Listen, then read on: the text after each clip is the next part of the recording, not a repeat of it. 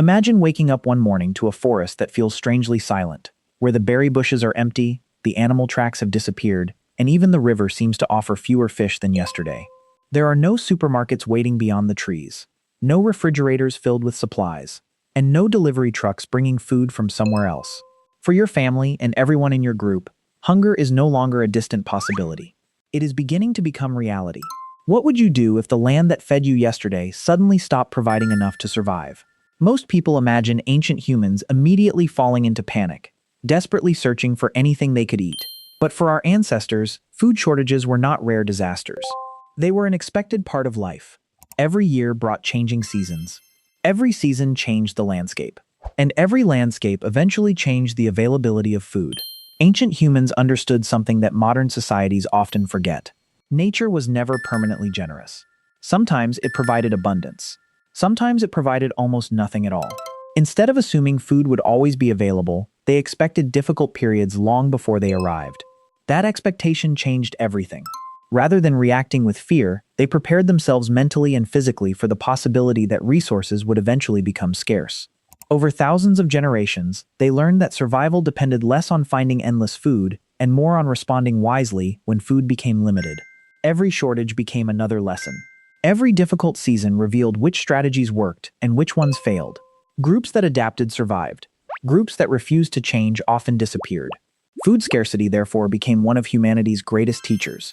It forced people to observe nature more carefully. It encouraged cooperation instead of isolation. It rewarded flexibility instead of routine. Ancient humans did not survive because they always found enough food. They survived because they learned how to change when the environment changed around them. To understand how they accomplished this remarkable feat, we first need to look at the decision they often made before hunger became truly desperate. Instead of waiting for starvation to arrive, they moved before the land was completely exhausted. One of the greatest advantages ancient humans possessed was that they were not tied to a single place. They did not build permanent cities or depend on fields that could only produce food in one location. Instead, they followed the rhythm of the landscape itself. Hunter-gatherers rarely waited until every berry had been picked or every animal had disappeared before deciding to leave. Long before true starvation arrived, they noticed the small warning signs that resources were beginning to decline. The herds became smaller. Fresh animal tracks appeared less often. Fruit trees produced fewer ripe berries. Fishing spots that had once been reliable became quieter with each passing day. These changes were not ignored. They were carefully observed and remembered. Experienced elders knew that nature followed patterns. Certain valleys were rich during one season, but nearly empty during another. Some rivers overflowed with fish, only at specific times of year. Certain forests produced nuts and fruits on a schedule that repeated year after year. Because generations had traveled these routes before them, many groups already knew where food was likely to appear next. Migration was not a desperate escape. It was part of a well-practiced survival strategy. The entire group moved together, carrying tools, children, and whatever possessions they needed. Home was never a fixed location. Home was wherever the next reliable source of food could be found. Moving early also protected the environment itself. By leaving before every resource had been exhausted, plants had time to regrow, and animal populations had an opportunity to recover. When people eventually returned months or even years later, the landscape could once again provide what they needed. In this way, ancient humans adapted to nature instead of forcing nature to adapt to them. Mobility became one of humanity's greatest survival advantages. A group willing to move had far more options than a group determined to stay. But sometimes even a new landscape offered fewer resources than expected. When that happened, ancient humans relied on another remarkable ability. They expanded their idea of what counted as food. Arriving in a new place did not guarantee that food would suddenly become plentiful again. Some seasons were harsh no matter where people traveled. Long droughts, severe winters, or failed plant harvests could leave even the richest landscapes struggling to support life. When this happened, ancient humans did something that greatly increased their chances of survival. They became extraordinarily flexible about what they were willing to eat. Foods that were ignored during times of abundance suddenly became valuable during times of scarcity. Large game was always desirable, but when deer or bison became difficult to find, people turned their attention to smaller animals. Rabbits, birds, turtles, rodents, and other small creatures could provide enough nourishment to help a family survive another day. Plants also became more important. Roots hidden beneath the soil, edible tubers, wild seeds, nuts, and tough leaves that were usually overlooked now became essential sources of calories. In many parts of the world, Insects offered another surprisingly rich supply of protein and fat. Along rivers, lakes, and coastlines, shellfish could often be collected even when hunting was unsuccessful. Nothing edible was dismissed simply because it seemed less appealing. Every calorie mattered. Every opportunity counted. When an animal was finally caught, very little was wasted. The meat was eaten. The fat was carefully preserved whenever possible. Bones were cracked open to reach the nutrient-rich marrow hidden inside. Even organs that many modern people rarely eat provided valuable vitamins and minerals. This remarkable flexibility did not happen by accident. It depended on knowledge that had been passed from one generation to the next. Children learned which roots were safe to eat and which ones were poisonous. They learned where emergency foods could be found and how to prepare them correctly. This knowledge often meant the difference between surviving a difficult season and starving before it ended. Ancient humans did not survive food shortages because they always found more of their favorite foods. They survived because they refused to depend on only one kind of food. But even the widest possible diet could not guarantee survival if every person tried to keep everything for themselves. When food became scarce, another strategy became even more important than finding the next meal: sharing it. When food became scarce, the greatest threat was not only hunger. It was the temptation to think only about yourself.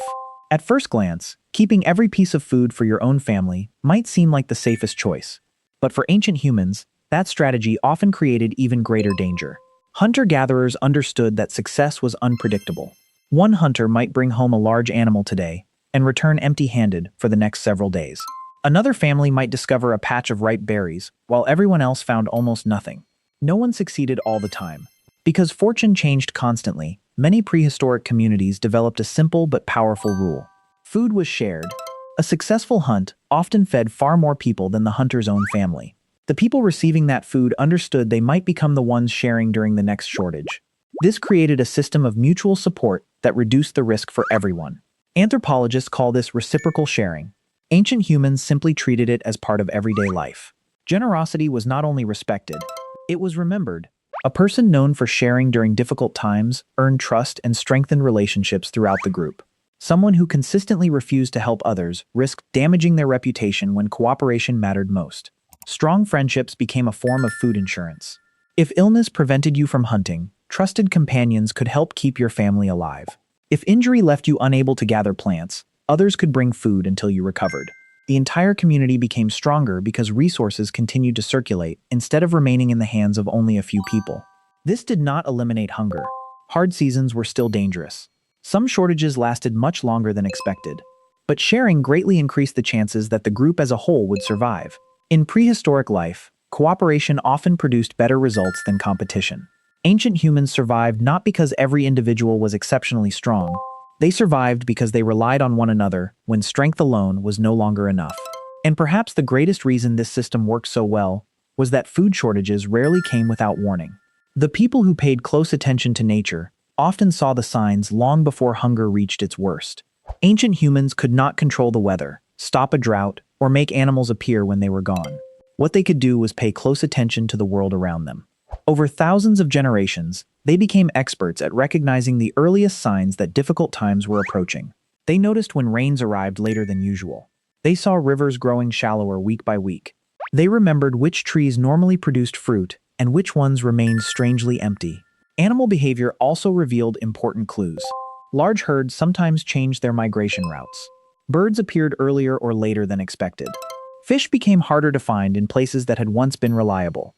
None of these signs guaranteed that famine was coming, but together they painted a picture of a changing environment. The most experienced members of the group carried another powerful survival tool: memory. An elder might remember a drought that happened decades earlier and recognize the same warning signs beginning to appear again. Those memories became valuable knowledge for everyone else. Children learned these lessons long before they faced their own first food shortage. Stories about difficult winters, failed hunts, and successful migrations preserved practical information across generations. Every season added another chapter to humanity's understanding of nature. Preparation often began before hunger became severe. Groups moved earlier. Hunting strategies changed. People collected foods that might become important later. The goal was never to eliminate uncertainty. It was to stay one step ahead of it. This ability to anticipate change became one of humanity's greatest evolutionary advantages. Ancient humans survived because they constantly adjusted their behavior to match an unpredictable world. They moved when resources declined. They expanded their diet when familiar foods disappeared. They shared what they had when others struggled. They learned from every success and every failure. Their greatest survival tool was never the spear, the fire, or the stone blade. It was adaptability. Nature was always changing. The people who survived were the ones willing to change with it. And perhaps that is the oldest survival lesson our ancestors still have to teach us today. The story of food scarcity is not really a story about hunger. It is a story about adaptation. Ancient humans lived in a world where abundance and scarcity constantly replaced one another. No season lasted forever. No hunting ground remained productive forever. No source of food could be trusted forever. Instead of resisting these changes, our ancestors learned to expect them. When resources declined, they moved before starvation became unavoidable. When familiar foods disappeared, they broadened their diet instead of waiting for conditions to improve. When one family struggled, others shared, because everyone understood that tomorrow the situation might be reversed. Knowledge passed from one generation to the next made every difficult season slightly easier to survive. Experience became as valuable as any physical tool. The landscape itself became a teacher. Every drought, every harsh winter, every failed hunt added another lesson to humanity's growing understanding of nature. Modern civilization has changed many of the problems we face. Supermarkets, refrigeration, transportation, and global trade allow many people to eat foods from thousands of miles away, regardless of the season. Because of this, it is easy to forget how closely human survival was once connected to the changing environment. Yet the qualities that allowed ancient humans to overcome scarcity remain surprisingly familiar. Flexibility, cooperation, observation, planning, the ability to adjust when circumstances suddenly change. These were the true technologies that kept our ancestors alive long before metal tools, farming, or written history appeared. Perhaps this is why humans became one of the most successful species on Earth. It was not because we always had enough food. It was because we rarely depended on only one solution. When one path disappeared, we searched for another. When one resource failed, we discovered a different one. When nature changed, we changed with it. The spear helped ancient humans hunt. Fire helped them cook. But neither of those inventions explains why our species survived countless shortages over tens of thousands of years. The greatest survival tool humans ever developed was the willingness to adapt before it was too late. And that lesson may be just as valuable today as it was when our ancestors first learned to follow the changing rhythms of the natural world.